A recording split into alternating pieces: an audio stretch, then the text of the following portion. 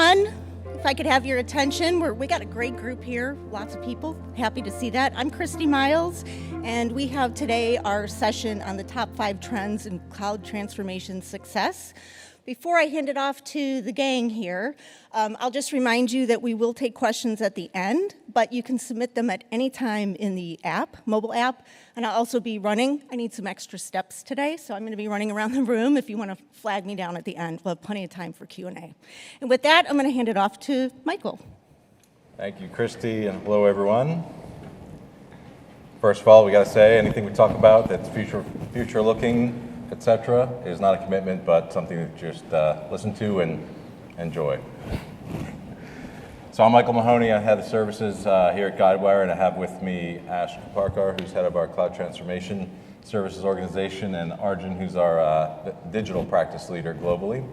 And we're going to talk a little bit about the cloud and the mentality of cloud, how we get to cloud, and our best thinking on it based on our experience in the last few years here at Guidewire, and then informed by other experiences throughout our careers across industries, across different software platforms.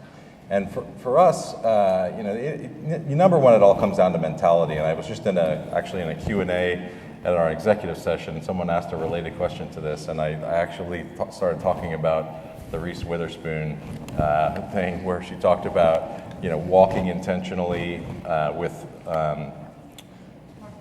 purpose, with purpose. Thank you. Because, and the analogy was, when you start off on one of these things, you got to really start with what you're trying to get done. Everyone knows their business over the next 3 years or so, but you got to think about just getting on that journey and starting with that, what you can get done in a shorter time frame, like up front, in the first year, the first 6 months. Start there because things will change. And this is the way Guidewire operates. We collaborate with you along the way on our roadmap, and you always have to keep that in mind as you embark on this journey with us. So it's like that mentality. You're not building a system. You're consuming something from our cloud with your participation and collaboration. And that really covers a lot of these, 1 and 2, outcome-driven. What's 3 years? What can you get done in a year? Pace and predictability. Pace yourself so you're getting stuff done quickly, but enabling yourself to pivot as you go.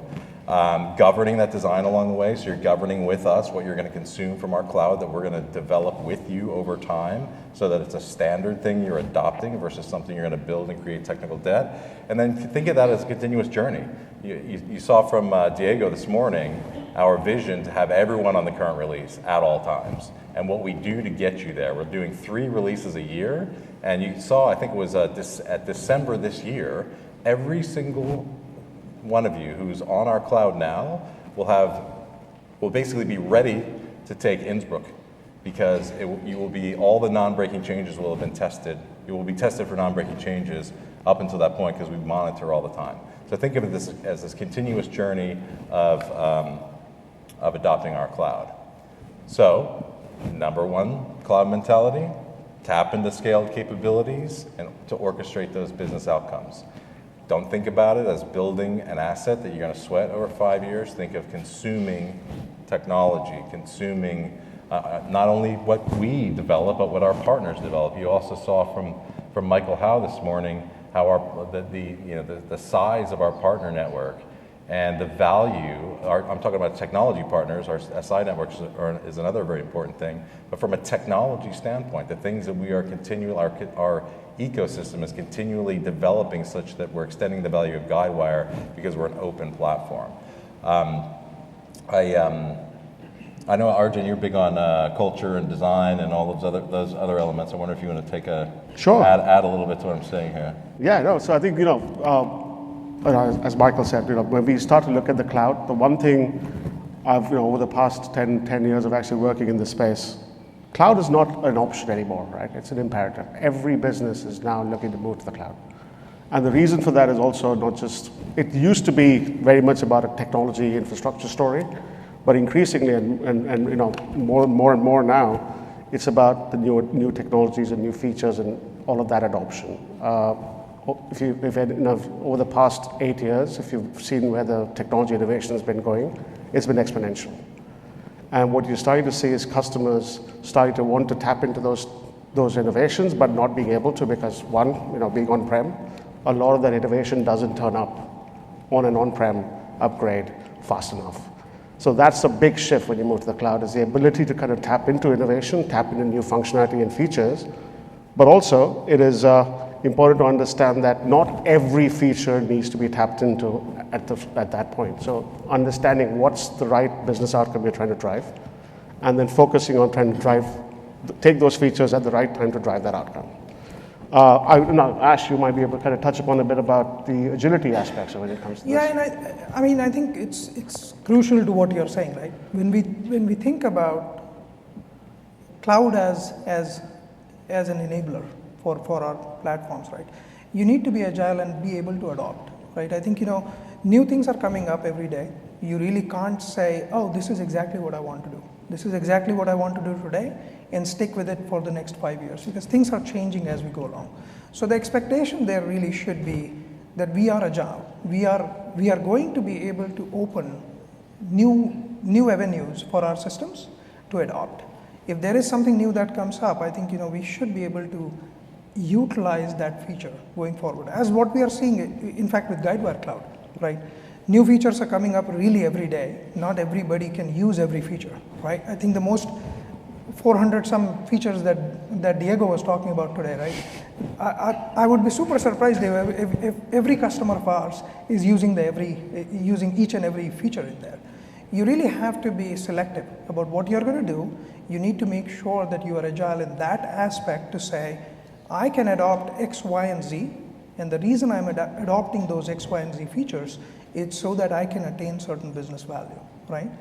Plus, scalability is a key aspect here as well. When you go into the cloud, you really are not looking at an over-encompassing cloud base. You're really looking at, let me try this out in a smaller scale first. Does it work? Do I need to make tweaks? Do I need to make changes to that? So what used to be, once and done is not that model anymore. The model is to say, okay, let me try this out. Does it work for me? If it doesn't work out, what do I need to tweak?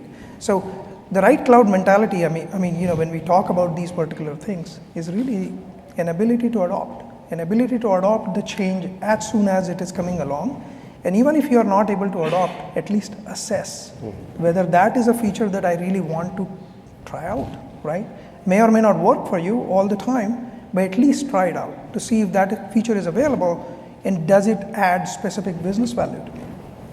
Insurance has caught up incredibly too. 81% of insurers run their claims operations on cloud platforms in one way, shape, or form, which is a dramatic improvement or dramatic just growth over the past few years. And if you think of cloud, 10, 15 years ago, everyone was worried about, risk and data. And now it's like, okay, how quickly can I actually consume new business features on the cloud and business outcomes? So with that, the number two trend in cloud success is thinking about business outcomes, achievement of business outcomes, and defining impact and pace. Now, impact and pace, the way we look at it is a balance. So meaning what Ash was just talking about in terms of adopting things in steps, and a lot of our most forward-looking customers are doing very small initial adoptions and then building off of that, and they're already getting the release rhythm down. You think of the 3-year release rhythm. Once you're in, let's call it some type of steady state, and you have to adopt those, it's another thing we can talk about. But balancing impact and pace, meaning what's just enough value so you're not losing anything in that first one, but you get momentum and you can build on that. So you realize that business case over a longer period of time, but you don't build to it all in day one. You don't feel like you have to build it all, hold it in, release it all the way. You just, what's enough to go now, and what do you add on in subsequent releases is a key dynamic we see increasingly. The ones that are going the quickest are taking that. But there are still many. Now, that's a very general statement. I appreciate that. And not all of you are the same. Some, that way may not work for various other factors like complexity and scale of what lines you're going to go into and how much geography you're going to cover. So there's still a lot of room for some big projects, but even as you're doing, let's say your first one takes a year, which is kind of a big one now, a long one, that first release. Even if it takes a year, during that year, we're delivering 3 updates. So during that year, you have to be agile enough to be like consuming new things along that first year, so that your implementation has almost like a business as usual. I hate that term, but almost has a run feel to it, where you're adopting things even during an implementation phase if it spans a year. So that's a very different thing for us now. And and if I may add, right, yeah. I think one of the critical things that is required for adoption of cloud is really getting business on board. As a technocrat, I'm super happy to be working on cloud, right? It's a lot of new stuff happening. It certainly satiates the creative side of me, but at the same time, I think from a business point of view, what am I getting in return? I just don't want to buy you a cool toy because you want it, right?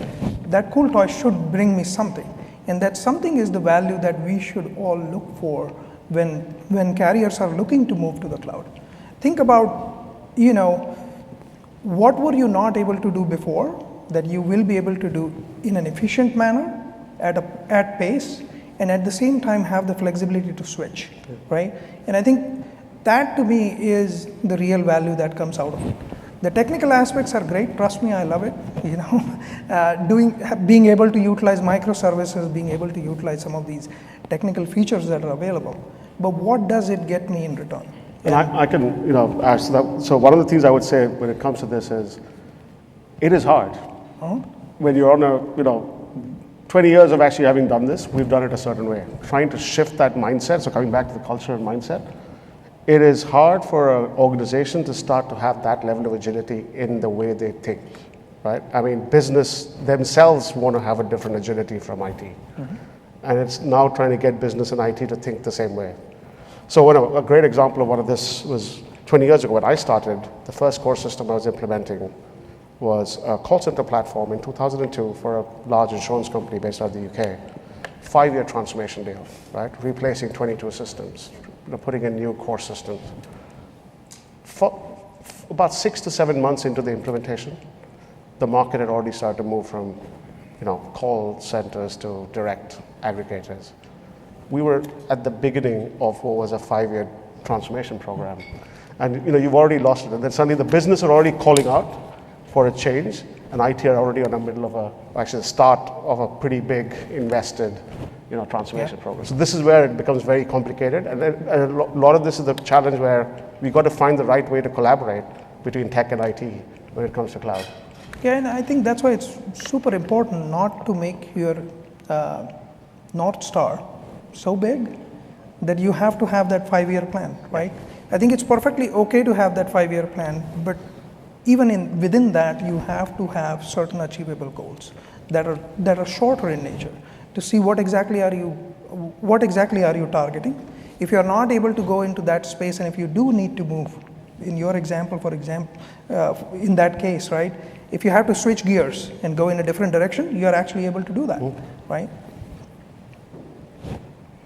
So we're gonna just to let everyone know, we're gonna try to go as quickly as we can through this, so we can leave plenty of time for Is that why you Q&A. said increase pace? Exactly. We're going to increase pace. So we've got 31 minutes left, according to the big red timer here. This goes actually, this goes exactly right to what Arjun was just talking about. If you go down a road that's too, if you think you're going to build something for 5 years, it will definitely change in the way.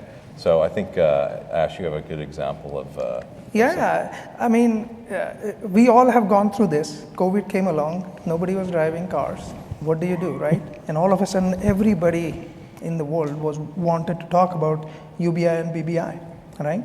How do you do, experience-based driving? How much are you driving? What are your behaviors? And so priorities change. I think another one that came about was really doing home inspections.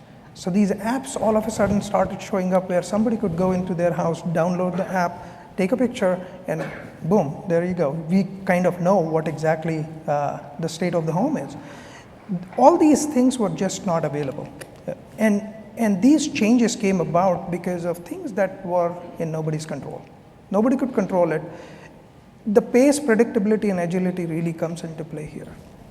For carriers who were lined up or more prepared to take that, were able to do these things faster. For carriers who were kind of hesitant in the beginning, they were struggling with it. And they were struggling just because technology became an impediment for the business to achieve their goal. And I think that is probably the most critical aspect of it, is when you build these things together, you have to say, business priorities are going to change, and as business priorities is going to change, how quickly can I, as a technocrat, adopt to it? The platform that I'm on, is it supporting me, right? It's business priorities and I think bases for competition. If you look at what Mike Rosenbaum said this morning about AI, having that platform set up in a way so that you can take advantage of what's coming in Gen AI, which we're only just starting to dip our toes into. You got to be prepared for that, and like I think as Guidewire, the open ecosystem we've created also creates a level of available things to plug into that. So it's like look at what you have as literally a foundation for what is coming to pass from a technology perspective that will become bases for competition. If you think of Hazard Hub and our demonstration of that this morning with that partner product, which I'm blanking on, I should really know that one by heart, the partner product. But so orchestrating those things together on our platform is a new basis for competition on pricing risk, the most accurately for your book of business. So being able to take advantage of those things is a necessary, because your business priorities change, your ability to compete within that business priority changes continually. And the one thing I'd say to that is, the whole ability to measure what you're trying to do. Because in this process of actually trying to drive this change and being able to, keep that pace and be predictable and agile, what is your basis on which that you're trying to measure this, right? And when we go through a delivery program that runs for, multiple years, and a lot of Guidewire projects will, because it's a complex landscape that you're trying to transform. How do we make sure that as we do incremental value delivery, how are we measuring whether that value that is being put out there is actually impacting, driving the right outcomes? Yeah, right? I think it's critical. If you look at it, I think, most important aspects, one more thing I would add there is how do you know the predictability aspect of it? So when you draw the transformation curve, the most difficult aspect to capture is predictable outcome. The longer and the higher the curve, more difficult it is to predict the outcome. So, pace cannot be an independent factor. It has to be pace combined with predictability with an achievable goal in a set time. Yep. As long as we do that, we'll be in good shape. Now let's talk a little bit about how you do this, like how to adopt a platform and not build a system. From our perspective, there are methodological implications of how you do this. And it's critical to not get into, let's say, open-end design and blueprint and methodologies of the last 20 or so years. But our way of looking at it is we call it like a fit-to-standard methodology backed by live prototyping. So start with a live prototype of your Guidewire system, and say for your community, your project community, your business users, your analysts. Okay, here's how it comes standard before we start thinking of anything else. Why won't this work? Now, and they go through the list of 50 things you're trying to get done. 1, 2, 3, okay, it'll work for everything up to number 33. Cool. Number 33, that would require a development. Is that development actually something you don't think will work because of some regulatory requirement or a mission critical requirement for generating business? Will our CFO agree that you should pay an extra $500,000 to $1 million? Is there a cash payoff for that? If the answer to those questions is no, you can actually use that one too, number 33. So fit standard, why won't this work? And then that enables particularly that very first quick cycle, that quick adoption of release 1, of your 6 months, of your 12 months if it's a longer release 1. So thinking in those terms is absolutely essential, and having the governance around that asks those questions and forces, because there are lots of people that will indulge in all kinds of preferential, complicating, not necessarily absolutely needed, but you would like to have stuff. So many people that are involved in these projects will indulge in that happily, but they will kill you. And your ability to make a decision quickly on saying yes, no is essential. So that's like the essence of how when it comes to adopting these things quickly. Yeah, so I was just going to say, the one big thing around this is having the right sponsor and the right control, right? So I was talking to one of our customers about the role of a product owner, right? And I don't mean a product owner from a technology perspective, but a product owner from a business perspective, because ultimately, as the chief sponsor of that business, you know which way you want to drive this, right? So when there are these decisions you've got to constantly make about whether this is the right direction to go in, or if this is the kind of value proposition that that holds water, everybody has a point of view. The IT guys have a point of view. The finance guys have a point of view, right? The customer or the end user has a point of view. Ultimately, it has to be driven by a single person who can go and say, okay, on the balance of things, this is the direction we want to go as a business, right? Because I own the P&L, I have an outcome that I want to drive, and this is how we want to drive it. So that combined with, we look at it from three aspects. Today, when we drive adoption of new features, it is not out-of-the-box standard functionality, right? We are building functionality for you. It's almost doing insurance your way in some ways, right? Having a focus on that business domain knowledge, having a focus on the new features and the technology aspects of how to implement those features, and more importantly, ultimately there's an end user that is going to have an experience of this. What is that end user experience you're going to try and drive? So there are these three key aspects that have to come together in the design governance that you have to constantly manage, because different people have different ideas. So I'll come back to what Mike was saying, right? I think it's important to get rid of those biases. You can have 10 different people with different kinds of biases, some with experience, some relationship bias. This is my baby, I don't really want to give it away. This is the way we did business, right? And a lot of times, a word that gets thrown around a lot is value. But what is value, right? When you look at value, at the end of the day, that one person who's approving the design and the change in process has to be a CFO, who's saying, is it really worth me spending 3 more months in building a feature that probably is not going to be utilized by 90% of my constituents? And is the value coming in from there, right? So that's probably the most important factor when it comes to design governance, and really having the stakeholders in place.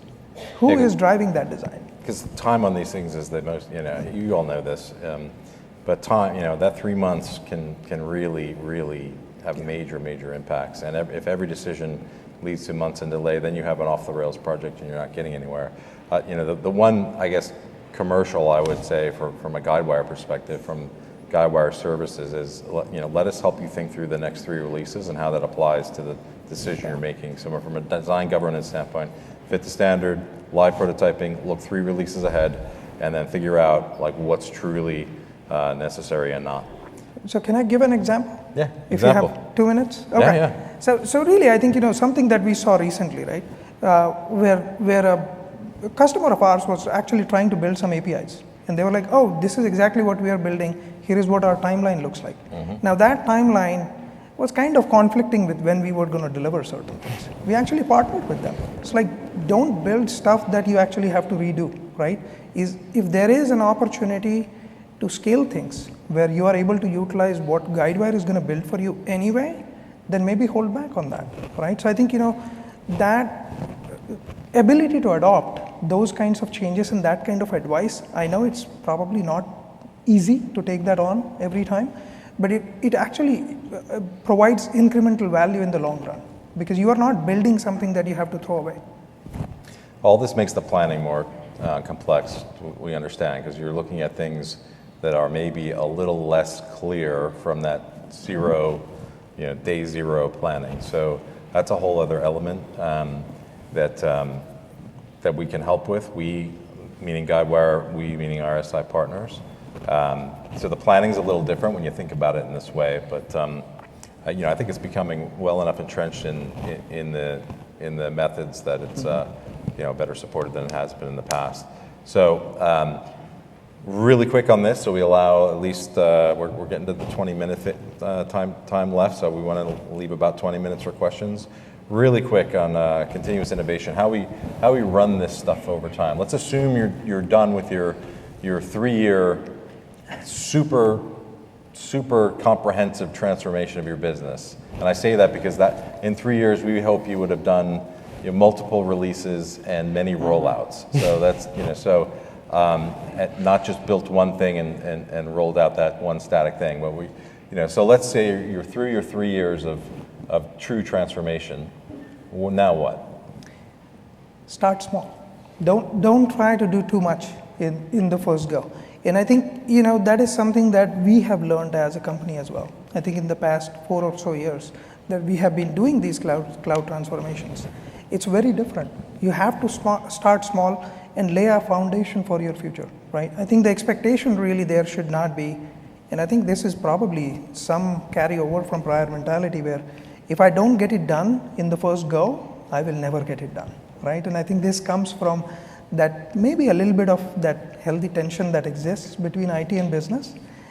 That is exactly why everybody needs to be on board to start small, to make sure that we are actually delivering something that folks can see, touch, feel, add value right away, right? And then build on that. If your foundation is strong, most of the transformations programs succeed.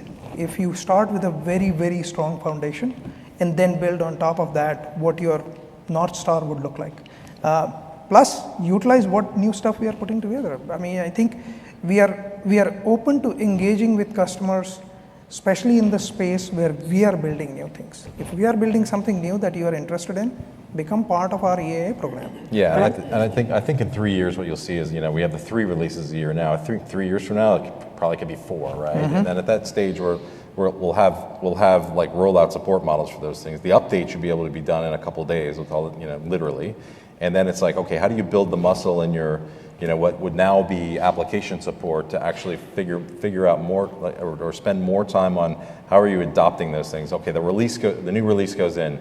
Maybe you only need 20% of it, but how do we figure out, how do we apply that 20% of new stuff to you, and what kind of like systemic support do you have to absorb that and roll it out to your user base and adopt it, along with things along those timeframes that maybe are not in that next release. It's a whole other thing to talk about. But you had one last point, then I want to open the Q&A. Yeah, absolutely. So I think one of the things when we talked about continuous innovation is all companies do continuous improvement, right? It's a standard process for every organization to continuously improve. The reason we want to coin this as innovation is because, as we all talked about, the releases that we have every quarter, or the 3 releases a year, there will be new features. Now, when you're looking to improve, you might want to make that improvement to just a process, but you also might want to improve to a new feature and a functionality. So the way we kind of coined the idea of continuous innovation is based on the fact that the platform will give you opportunity to try and test out stuff, right? From a technology perspective, from a new way of working perspective. Even digital, right? We'll have we're like you saw the keynote this morning. Jutro is now GA.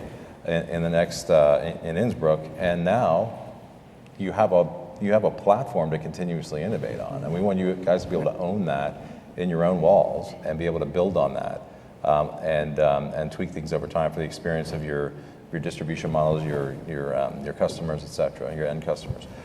So just to summarize: mentality, outcome-driven engagements. Think about pace, predictability, and agility within the balance. In balancing the outcomes you want over what time periods. Design, governance, essential to quick consumption, quick pace. And then continuous innovation, just set your muscle up to be continuously adopting and innovating with Guidewire in sum. And now, the time you've been waiting for, we'll just leave this, we can leave that other slide. Okay, we can leave, actually. Yeah, because just for a reminder. Yeah. So we have a couple of great questions in the mobile app. Just remember, you can always put them in there. But let's start with the room. Is there anybody who just raised your hand? Great, perfect, right up here. Thank you. A quick question about when you say start small, build a foundation, and continue going. Are you talking about sort of at a module level? So let's say you want to migrate policy, billing, and claims. Start with claims, move to everything else, or are you talking more at a micro level, even below that? I'd love an example of what you meant. Thank you. I think the answer is yes. It's both, but Yes. No, go for it. no, go right ahead. All right. So I'm too passionate about it. Yeah. What I mean by start small is what you can consume. Small is a relative term, what you can do and what you cannot do, right? I think the most important factor is what is a manageable risk for a carrier? What is it that I can take on right now and I can move faster? We have customers who have, and since this is Guidewire specific, so I'll answer it that way. We have customers who have done maybe one specific X-Center product migrated over. We've also had customers who have done all of them. And everybody has different circumstances. It is really what is my capacity to actually run through that, right? Majority of the times, this is driven by your overall ecosystem.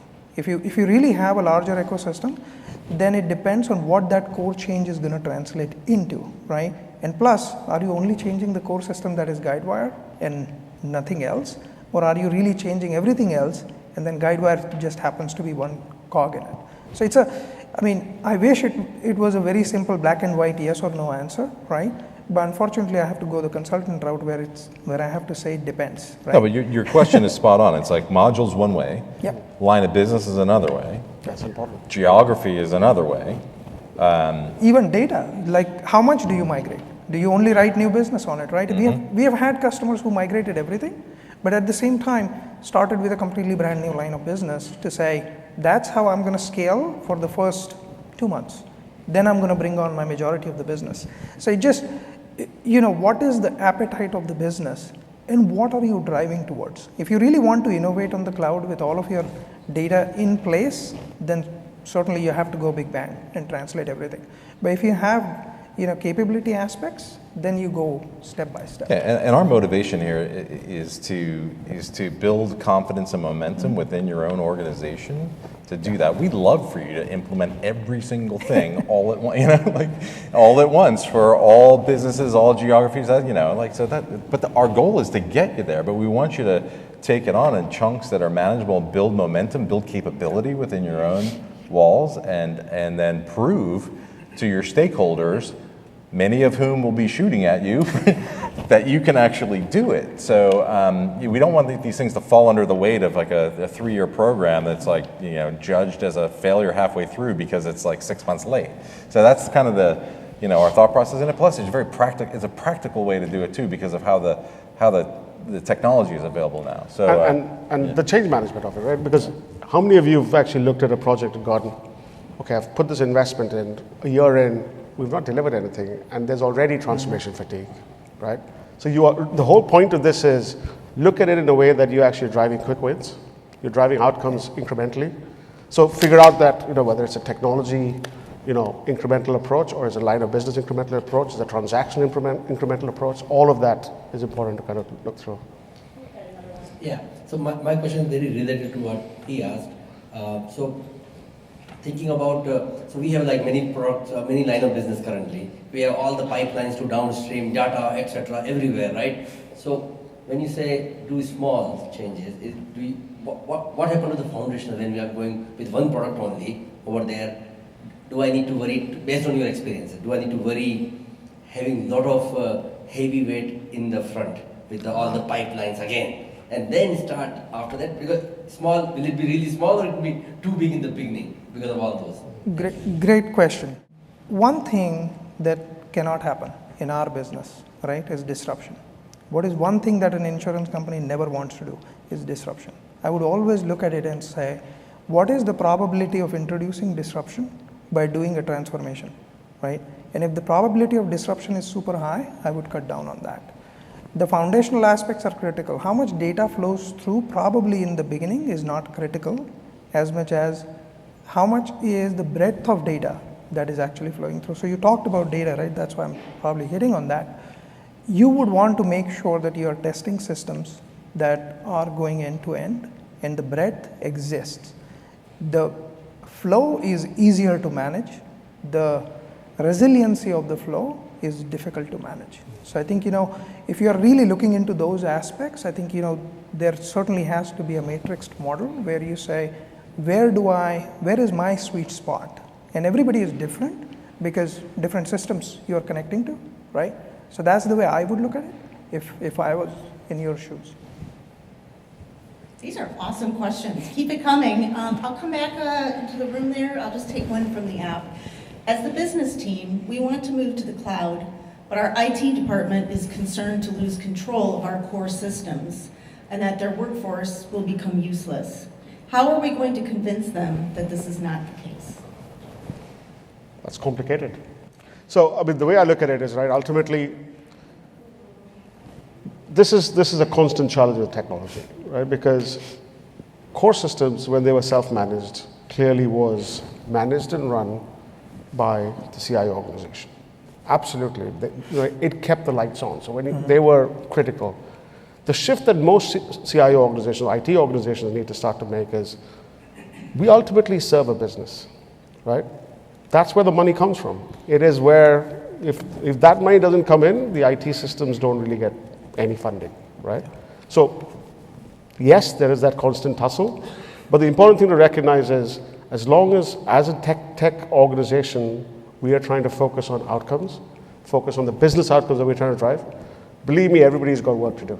Yeah, I mean, I would look at it this way, right? Exactly. There's plenty of work to do around, number one. Number two, every organization will go to cloud over time, over the next, very kind of immediate time frame. Maybe not immediate, but you know what I mean? Like, it's not going to be 20 years from now. They're going to have to learn how to do that and adopt different cloud platforms and cloud technologies. And then number three, the work just changes. It goes to everything, like these 5 things. Their work goes back to these 5 things. How are they going to continually enable the business with the things that are coming through that technology pipe? They're now the masters of consuming what's available in the marketplace versus building stuff on their own that they're speccing, designing, and being software developers on. Now they're the orchestrator of things that are coming in from cloud providers that they have to synthesize for your business. So architecture is more important. Solutioning and like their product management or their liaison roles or their business analyst, like however you classify those in your organization, those become pivotal. And I would position it to them in a truthful way. They're up the value chain as they do that versus like take requirement, build system, take requirement, build system, run infrastructure. Like that stuff is going away. They got to like figure out how to do those higher order things, and there's plenty of work to do that. We don't see large-scale downsizing of IT organizations in our space. It's just a repurposing in a lot of ways. And there's some, the infrastructure guys, if that's all they're going to do, they're going to go away. But go ahead. Yeah, so the anxiety is understandable, right? When something new comes in, there is always anxiety. What am I going to do tomorrow, right? But at the same time, this is also an opportunity for folks to do something new. As you rightly said, this is upping the value chain. So previously, they were all concerned about getting the data from point X to point Y. Now you are actually thinking about, now that data is in point Y, how do I build intelligence on top of that? Exactly. So that I'm actually helping the business write the right things, right? So I think, it's just the way you think about it, and a lot of times the anxiety is understandable. It just needs to be explained right. And think of the orchestration. Ash is kind of getting into that with the data thing, but think of all the things they got to orchestrate. If you're consuming all this technology from all these different providers on an open platform like Guidewire, there's so much work to do to analyze how that works, how that all fits together, how you integrate that. There's a ton of work for IT. And there's a new ecosystem that opens up, right, that you have to support. Yeah, and then it provides, and plus that new ecosystem becomes job opportunities for those people. It's an opportunity for them versus a threat in our view. So it becomes not just what am I going to do tomorrow, it's what do I want to do tomorrow? What do I get to do tomorrow, right? I think we have a question back here. Did somebody have a hand up back here? There's one behind you now. So to move to cloud, do we have to be in any specific version of on-prem claim center, or the version doesn't matter, or it should be some kind of step-up plan before going to cloud migration? That's a loaded question. It doesn't matter. Let's just start there. It doesn't matter.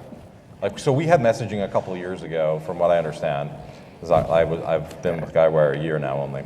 But a couple years ago, we were positioning version 10 as a stepping stone to cloud. Yeah. That was an interesting and true thing at the time, but now we're like 8 releases into the cloud. So much has changed. It doesn't, we've done 8, 9, and 10 to cloud. There's not a big, huge difference, honestly. So we can move from CC6 to cloud directly. I would rather say if you are in that stage, don't do an on-prem upgrade, because that's Expensive. that's a loss of value. Seriously, you will be spending a lot of time actually building something that you ultimately will have to throw away, right? Instead of that, I would rather look at the value proposition of moving directly to the cloud. I would rather rationalize the data and the technology that you need to take over, right? Those would be the aspects. I don't really think you should, if you are in that stage, you should really not be thinking about upgrading on. Yeah, we don't recommend that at all. And so to be clear too, like version 10 is the last version. There's no 11. There are like dot versions, which are usually just like really security patches and that type of thing, but there's no more innovation going into 10. So that's only for Claim Center, or it applies to Billing Center too? Because I'm with Great American, and we are kind of like determining whether to go to the Billing Center upgrade as we decided, or whether going to cloud directly. So we are just in that dilemma right now. So I want you to comment on that, Ash, but I'll just say one more thing. I took like a very definitive, like absolutely go to cloud position. Yeah. Like it's, believe it or not, there is a world where still that upgrade makes sense, because your organization might not have like the compelling case for various reasons to go cloud in the next 5 years. And for various reasons that may make sense. And some customers of ours across the world are still doing V10 upgrades. So that's still a thing. And we can never say that's a bad thing, because there's so much context around everyone's individual business. And if you're in a business where you're not going to change a bunch in the next 5 years, you're not going to be adding new lines of business on a regular basis, you don't have all these pressures to adopt new things all the time, that could be okay. But at a certain point, it probably runs out of lifespan. But what were you? I was just going to take a little bit of the opposite for you, Ryan? No. I was going to say, since I'm the only one who's been here at Guidewire 15 years, yeah. Our systems are robust. I know, that's the thing. Our systems are so good. So they are robust, but at the same time, there comes a time when you actually have to think about, how do I innovate some of the processes that I have put together? And then when is the right time to move over, right? So I think everybody has a different perspective on it, but I'm sorry for that. No, not at all. No. So, and if your upgrade isn't going to be this huge, long project, and then it'll afford you like 3 more years to then go and do that, then, like, we're not here to tell you like we know your business priorities, right? You might have different capital constraints or other things. There's a way to do that. As long as you don't do like my opinion at least. As long as you don't do a wholesale transformation of your entire business on V10 and take 3 to 5 years and invest tons and tons of money, it's okay to do an upgrade and get by for another couple of years if that suits your immediate priorities for various reasons. Should we do one more? We've got about 2 minutes left, so if we can do this quickly. What are the most common factors for cloud transformation success that you see across Guidewire customers? Number 1, the ability to make quick decisions in the project. Number 1. And then number 2, having your data straight when you get into it. Like data strategy up front, and just really, really tight governance on projects where the decision making is quick and transparent to whomever is the most authoritative decision maker in the company. When you let decisions fester, projects get out of control. No matter, and this is cloud or not cloud, but we see customers that just have that down, and they get it done fast and successfully. Can I add to that? I think strategy is important, right? When you clearly defined your strategy and you've got the commitment at a leadership level across the organization, that makes a huge difference in trying to get on this cloud journey.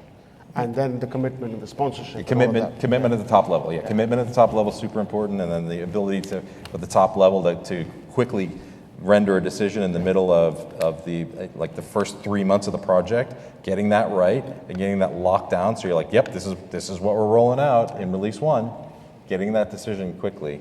So the only thing I would add is probably align priorities. That is something that I have seen where priorities are misaligned within the organization. So if the direction is set right up top to say this is the route we are going to go and this is our priority, number one for the overall organization. You could disagree, agree, and whatever in small room, come fight it out. But at the same time, when people get out of that room, there has to be a complete alignment on priority. I mean, it's the story of ours, it's the story of Guidewire, right? Yeah. We decided to move to the cloud as an organization, we were committed, right? And that is the basic way to look at it.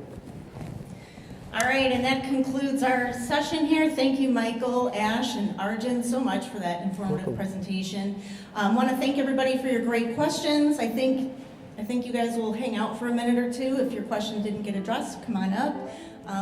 But thank you so much for attending, and have a great rest of your day. Thank you all. Thank you all. Thank you.